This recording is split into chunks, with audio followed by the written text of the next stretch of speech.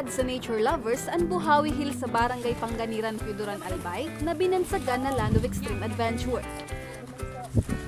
Sa laog nin 11 oras na turukadan, sulit na ang kapagalan. Urog na pag natanaw na sa tuktok ang kagayonan kan probinsya. Sa tuktok, tanaw man ang paglubog kan saldang asin ang liwat kaining paglataw. Isabay pa ang kagayonan kan bulkan mayon. Si Marjorie kan San Felipe, Naga City asin ang Puerto Rican kaining esposo na si Christian Marrero Vicens ang pira sa nahiling ang mga kagayonang ini. Kan nakaaging Sabado kan tinukad ninda ang Buhawi Hills. Aminadong mapagal, alagad magayon da asa sa indang pagmati na naabot ninda ang tig-uurgulyong pasyaran kan banwaan.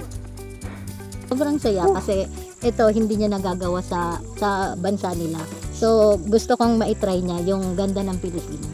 I tire my leg because I never go to the higher like last time in El Yucatan, Puerto Rico. I like that so much. I always come here to the Philippines once or twice a year. Kaibaan sa iyang mga barkada, ugmaman si Rose Patricia Tria kan Tigaon, Camarines Sur na naabot niya na ang tuktok kan Buhawi Hills. First time kong mag-hiking, so super hirap talaga. Kasi ano siya, yung matarik. In-expect ko na din yung hirap, pero yung reality, sobrang hirap talaga. Naging tour guide kan mga turista, ang mountaineer na si Neil Luminario na 6 na taon na sa siring na trabaho. Bilang nature lover, permi niya man daang tugon sa mga turista na ibitaran ang pagwalat dumanin basura.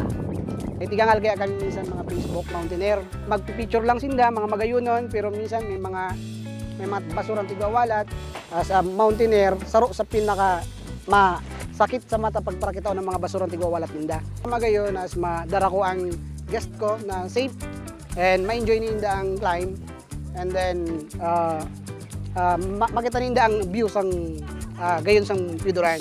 330 meters above sea level ang Buhawi Hills. Taong 2018 kan madiskubre ang pasyaran na mas nagpabisto pang lalo sa banwaan in Piuduran. Apwera sa trekking, bukas man ini sa mga gustong mag-camping. So, tinawag siyang Buhawi Hills based on the locals, yung mga stories.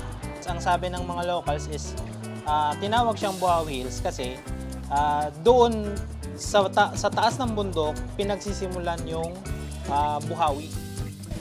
Sa mga mauwat magbalo magsakat sa Buhawi Hills, kinakaipuhan mo nang magparehistro sa opisina kan Piuduran Municipal Tourism Cultural Affairs Office.